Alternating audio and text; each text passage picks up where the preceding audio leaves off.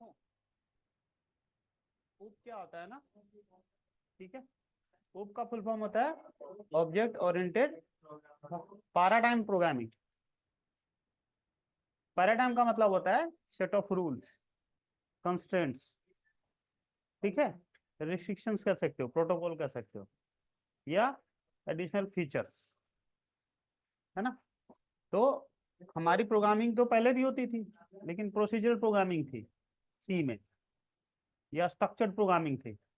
अब स्ट्रक्चर और प्रोसीजर के साथ साथ एडिशनल फीचर होगा कुछ, है ना। वो सेट ऑफ एडिशनल फीचर्स जो हैं, ठीक है, जो एक पैराडाइम के रूप में काम करेंगे, सेट ऑफ रूल्स प्रोटोकॉल के रूप में काम करेंगे, रिस्ट्रिक्शंस के रूप में काम करेंगे, कंस्ट्रेंट्स के रूप में काम करेंगे, ठीक है ना। और वो जो फीचर्स होते हैं मेनली 4 फीचर हैं: एनकैप्सुलेशन, एब्स्ट्रैक्शन, इनहेरिटेंस और पॉलीमॉर्फिज्म। इसी को बोलते हैं पैराडाइम, ऑब्जेक्ट ओरिएंटेड पैराडाइम। मतलब अब जो प्रोग्रामिंग हम करेंगे वो एक ऑब्जेक्ट के कॉन्सेप्ट पे करेंगे। जैसे क्या हुआ था, सबसे फर्स्ट अपन यूज करते थे प्रोसीजर। प्रोसीजर मतलब क्या होता है, फंक्शनल प्रोग्रामिंग, यानी फंक्शन बना बना करके। फंक्शन मतलब ब्लॉक बना बना करके, ठीक है, कि एक टाइप की फंक्शनलिटी उसको एक ब्लॉक में डाल देंगे, दूसरे टाइप की फंक्शनलिटी है उसको एक ब्लॉक में डाल देंगे, यानी एक, है ना, फंक्शन में डाल देंगे। अब क्या करना है, फंक्शंस का ग्रुप बनाएंगे। जैसे वेरिएबल्स का ग्रुप बना देते हैं डेटा टाइप का स्ट्रक्चर के थ्रू, वैसे अब सेम टाइप के बहुत सारे फंक्शंस होंगे, उनको एक ग्रुप में रखेंगे, ठीक है। जिसको बोलते हैं ऑब्जेक्ट ओरिएंटेड प्रोग्रामिंग, है ना।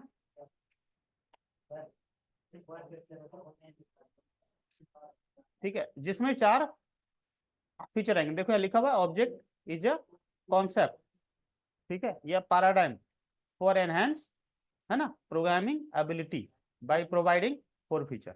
अपने प्रोग्राम की एबिलिटी को बढ़ाएंगे, ठीक है, और प्योर तरीके से करेंगे, और ठीक है, क्लियर तरीके से कोड को लिख सकते हैं। और भी कोड जो होगा वो क्लीन, है ना, कोड होगा, ठीक है, जिसमें कोड की सेपरेशन होगी, है ना, सो दैट, यानी ताकि कोड को इजीली एडिट और फॉर्मेट वगैरह किया जा सके, है ना। जिसमें फर्स्ट फीचर आएगा एनकैप्सुलेशन, दूसरा एब्स्ट्रैक्शन, तीसरा इनहेरिटेंस, चौथा पॉलीमॉर्फिज्म। एनकैप्सुलेशन क्या बोलता है, डेटा बाइंडिंग इन ग्रुप, ठीक है ना, बाइंड करना, रखना, पैक करना, रैप करना, ठीक है। एब्स्ट्रैक्शन का मतलब जिन चीजों की जरूरत नहीं है उस चीज को छुपा देना, हाइड कर देना, सेपरेट करके रख देना। हाइड का मतलब यहाँ पे सेपरेट करके रखना, ठीक है। इसको बोलते हैं data hiding from one two another group, एक ग्रुप से दूसरी, है ना, एक ग्रुप की चीज को दूसरे ग्रुप से सेपरेट करके रखना, ठीक है। इनहेरिटेंस, एक ग्रुप की चीज दूसरी ग्रुप डायरेक्ट एक्सेस करना, ऐसा फंक्शनलिटी क्रिएट करना, उसे को क्या बोलते हैं, इनहेरिटेंस, ठीक है। दूसरा है polymorphism, one thing in many forms, मतलब एक ग्रुप दूसरे ग्रुप की चीज को रीयूज कर सके, ओवरराइड कर सके, या रीडिफाइन कर सके, ठीक है, इसी को क्या बोलते हैं, पॉलीमॉर्फिज्म, ठीक है। ऑब्जेक्ट, सबसे फर्स्ट यहाँ पे ऑब्जेक्ट ओरिएंटेड में एक टर्म आता है ऑब्जेक्ट। क्या आता है, ऑब्जेक्ट। ऑब्जेक्ट का क्या मतलब होता है, वो हर चीज ऑब्जेक्ट है, वो हर चीज ऑब्जेक्ट है, ठीक है। चीज का मतलब एंटिटी, एंटिटी मतलब थिंग। वो हर चीज ऑब्जेक्ट है जिसकी अपनी कोई ना कोई कैरेक्टरिस्टिक्स हो, पहचान हो, आकार प्रकार हो, वो कुछ स्पेसिफिक टाइप का दिखे, ठीक है, प्लस उसकी कोई ना कोई फंक्शनैलिटी, मतलब उसकी कोई ना कोई यूज हो, वो हर चीज ऑब्जेक्ट है, ठीक है। तो हमारी बात, जैसे पेन, पेन कैसा दिखता है ना, उसका कोई कलर होगा, हाइट विड्थ वगैरह होगा, साइज वगैरह, वो किसी कंपनी का होगा, और भी चीजें, और उसकी जो फंक्शनैलिटी होगी, है ना, या बिहेवियर होगा, वो क्या होगा, लिखने का, राइट। ठीक है। अच्छा, हर ऑब्जेक्ट जो है वो किसी ना किसी ग्रुप को बिलोंग करता है, क्योंकि सेम कैटेगरी की बहुत सारे ऑब्जेक्ट्स हो सकते हैं, है ना। जैसे पेन, बुक, पेंसिल, ये सब क्या है, लिखने पढ़ने वाली चीजें। चेयर, बेंच, टेबल वगैरह बैठने लेटने वाली चीजें, ठीक है ना। कार, ट्रक, व्हीकल है। एक ग्रुप में बहुत सारे ऑब्जेक्ट्स को एक ग्रुप में हम फिर डिफाइन करते हैं, है ना। इसलिए बोला गया है कि एवरी ऑब्जेक्ट, है ना, is an instance of a group और क्लास। ग्रुप को ही क्या बोलते हैं, क्लास बोलते हैं। ठीक है। अब हाँ, जैसे पेन, बुक, पेंसिल को स्टेशनरी कहते हैं, ठीक है। चेयर, बेंच, टेबल वगैरह को फर्नीचर कहते हैं। तो एक टेक्निकल डेफिनेशन यहाँ पे निकल के आया कि every object is an instance of a class. ठीक है। अब एक्चुअल में क्लास क्या है, यदि इसको उल्टा अपन डिफाइन करें, क्लास की डेफिनेशन लिखें तो क्या हुआ, तो ये जो क्लास है वो किसको कहते हैं, जिसमें बहुत सारे ऑब्जेक्ट्स की, सेम टाइप के ऑब्जेक्ट्स की फंक्शनलिटी हो, है ना। तो इज अ ब्लूप्रिंट या overall structure of similar type objects एक क्लास में।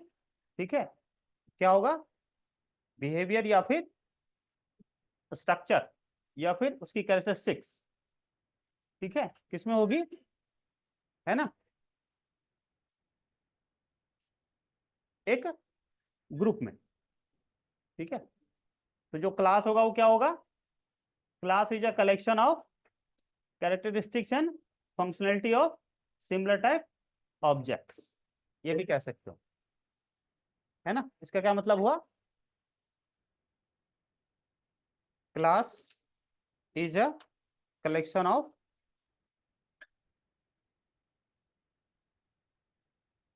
है ना, कैरेक्टरिस्टिक्स यानी फीचर्स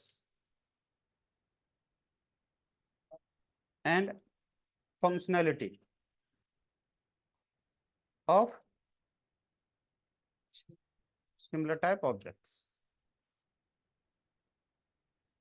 ठीक है।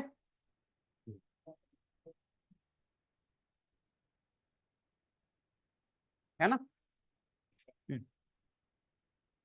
सेम, है ना, कैटेगरी के ऑब्जेक्ट्स की कैरेक्टरिस्टिक्स और फंक्शनलिटी का कलेक्शन, उसी को बोलते हैं क्लास। जैसे स्टेशनरी क्लास है तो रीडिंग राइटिंग से रिलेटेड चीजें होंगी इसमें। फर्नीचर है तो उसमें सिटिंग स्लीपिंग से रिलेटेड चीजें होंगी, ठीक है ना, इस तरह से।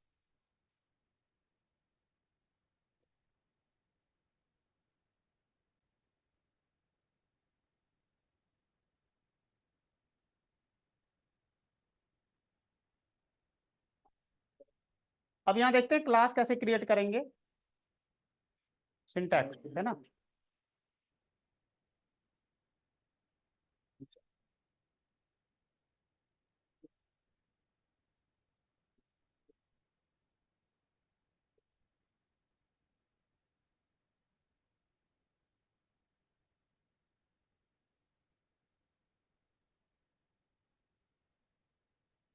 सिंटैक्स होता है क्लास, जैसे स्ट्रक्चर लिखते थे स्ट्रक्ट, वैसे स्ट्रक्चर की जगह पे क्या लिखेंगे, क्लास।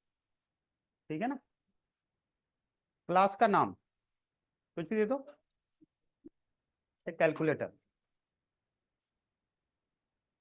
यहाँ ये टर्मिनेट होगा जिससे स्ट्रक्चर में टर्मिनेट होता था, object,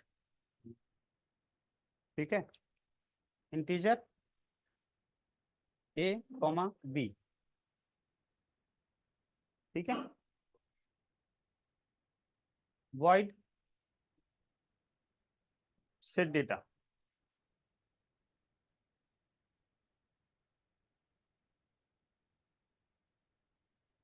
integer X, integer Y. Parameter function पढ़ा है ना। अब इस क्लास वेरिएबल में वैल्यू भेजेंगे ये पैरामीटर वाला, A equals to X, B equals to Y, उसके बाद void add cout A plus B. देखो 2 नंबर का एडिशन का ही प्रोग्राम है, उसको हमने क्या करा, स्प्लिट कर दिया। क्या कर दिया, स्प्लिट कर दिया कि इनपुट की चीजें अलग होंगी और, है ना, प्रोसेस आउटपुट की चीज अलग होगी। सेपरेट कर दिया, बनाने को एक ही में बना सकते थे लेकिन सेपरेट कर दिए। सेपरेशन जो होता है वो ज्यादा एडिटिंग और फॉर्मेटिंग बेटर करता है। आई बात समझ में? फॉर्मेटिंग और एडिटिंग हमारे प्रोग्राम की बेटर होती है सेपरेशन से। एक टाइप की फंक्शनलिटी है तो एक फंक्शन में रखो, दूसरे टाइप की फंक्शनलिटी है तो दूसरे फंक्शन में रखो, और तीसरे टाइप की फंक्शनलिटी है तो। अभी इसको और भी बांट सकते हैं कि एडिशन को यहां रख लिए, प्रिंट के लिए शो नाम का अलग से ले लिए, और भी बांट सकते हैं। सपोज यहाँ पे एक वेरिएबल ले लिया सी और यहाँ पे लिख दिया सी, और अलग से एक और फंक्शन ले लिया void show, है ना, ठीक है, सी। समझ में आ रही बात? तो ये हुआ कि जितनी सेम टाइप की फंक्शनलिटी रहेगी उसको ग्रुप में डाल देंगे। क्लियर है? अब इसको कॉल कैसे करेंगे, इस ऑब्जेक्ट के साथ कॉल करना पड़ेगा ना बाहर में। यहाँ पे हम क्या लिखेंगे, पी डॉट, सबसे फर्स्ट सेट डेटा को कॉल करना पड़ेगा, उसके बाद P dot add, P dot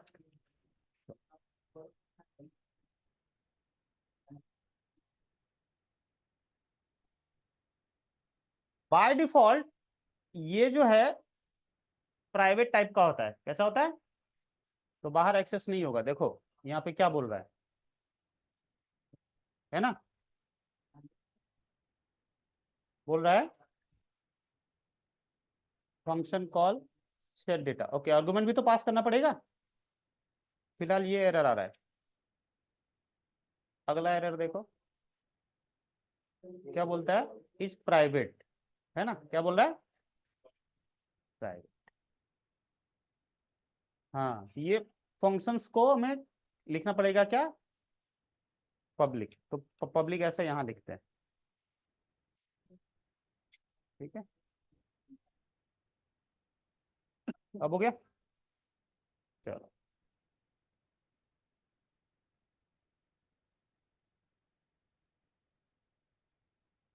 तो ऐसा ना कि हर एक लाइन में लिखना है कमेंट। यहाँ पे क्या लिख सकते हैं, क्लास डेफिनेशन, क्लास को डिफाइन कर रहे हैं। ये क्या है, क्लास डेटा वेरिएबल्स बोलते हैं इनको, डिक्लेरेशन। ये क्या है, एक्सेस स्पेसिफायर।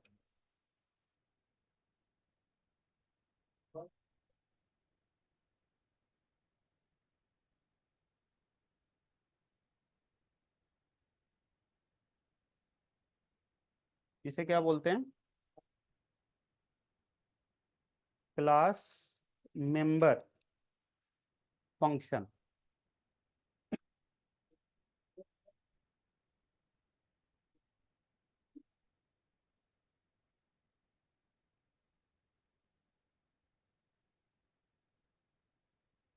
तो set class data variable,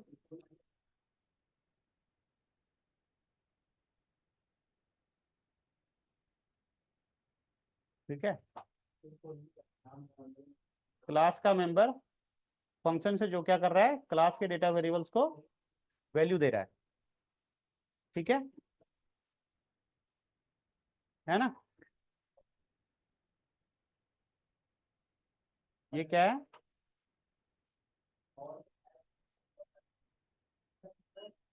class member function तो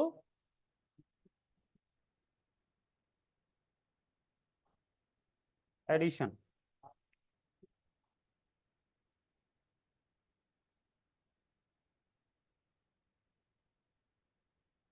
है ना।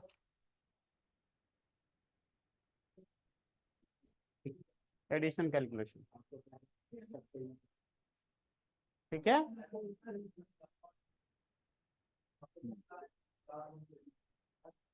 ये क्या है, class member functions to print addition या रिजल्ट, है ना। ठीक है, कमेंट लिखना जरूरी है, ये बताएगा कि हर लाइन में क्या कर रहे हो, किस लाइन में क्या कर रहे हो, ठीक है। यहाँ पे क्या हो रहा है,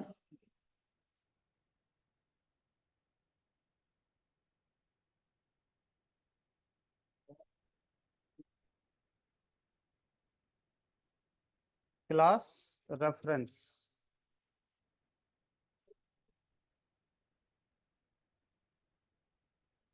ठीक है, या इनिशियलाइजेशन,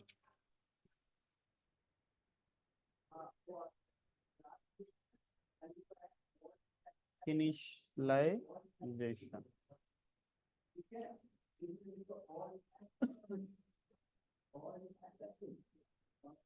ठीक है।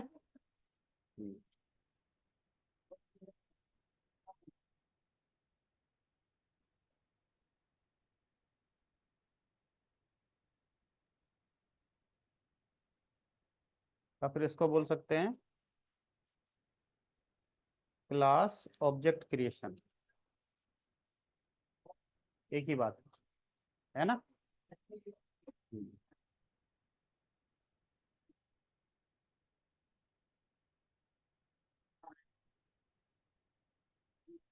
क्लास मेंबर फंक्शन कॉलिंग्स, ठीक।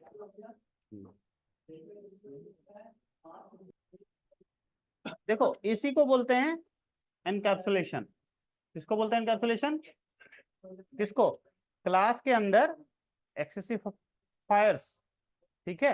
यहाँ कुछ नहीं लिखा, मतलब बाय डिफॉल्ट प्राइवेट है, क्या है, हाँ प्राइवेट यहाँ लिखा हुआ है बाय डिफॉल्ट, लिखो या मत लिखो, बाय डिफॉल्ट क्या लेता है वो, प्राइवेट। एनकैप्सुलेशन का मतलब होता है रैप करना, देखो क्लास के अंदर सारे वेरिएबल्स और फंक्शंस को रैप कर दिया है, पैक कर दिया है, ये डायरेक्ट बाहर एक्सेस नहीं हो सकते, तुम यहाँ पे ऐड लिखोगे ना डायरेक्ट, ये नहीं काम करेगा, एरर देगा, क्योंकि वो रैप करा हुआ, पैक करा हुआ, बाइंड करा हुआ, समझ में आया। ये एक्सेस कैसे होगा, रेफरेंस के थ्रू, किसके थ्रू होगा, रेफरेंस के थ्रू, ऑब्जेक्ट के थ्रू, यही ऑब्जेक्ट यहाँ भी क्रिएट कर सकते हो, है ना। ये वाली जो चीज है उसको तुम यहाँ पे, है ना, कर सकते हो, हाँ।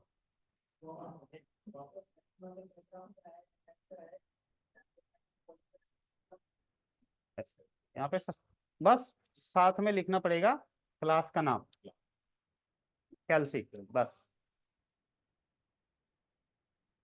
ठीक है।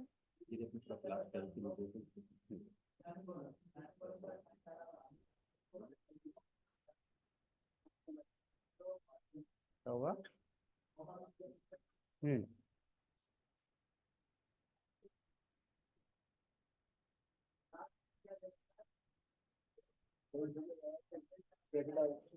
ये कब उड़ गया,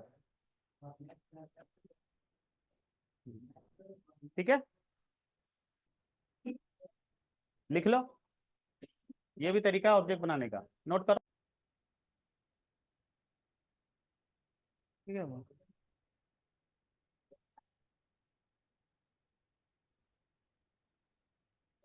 इसे अपन ऐसे भी लिख सकते हैं, ये हो गया इम्प्लिसिटली, क्या हो गया, इम्प्लिसिटली, एक्सप्लिसिटली ऐसे लिख सकते हैं, इसके आगे ऐसे, ये भी होता है, ठीक है। हाँ एक्सप्लिसिटली ऑब्जेक्ट क्रिएट करने में क्लास के नाम से फंक्शन कॉल होता है, इसी को कंस्ट्रक्टर बोलते हैं, आगे पढ़ेंगे, ये भी तरीका है। ठीक है, लिख लो एक्सप्लिसिटली। अगला तरीका देखो, हम पॉइंटर भी लगा सकते हैं, और स्पीड चलाना है तो क्या लगाएंगे, पॉइंटर।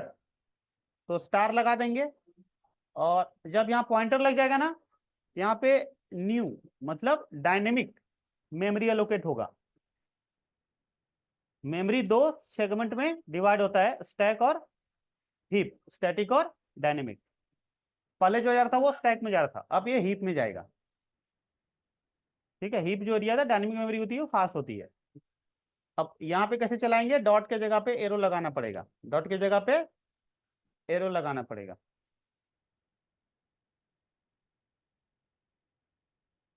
ठीक है, देखो काम सेम करेगा, बस फास्ट करेगा।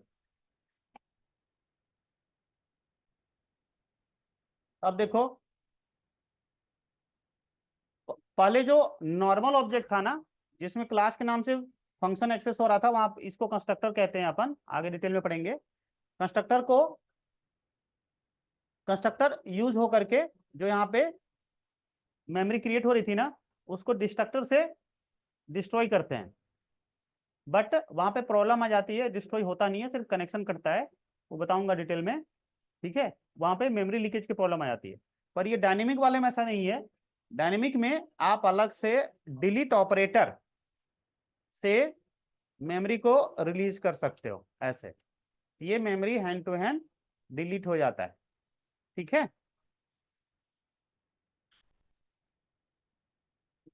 समझ में आया।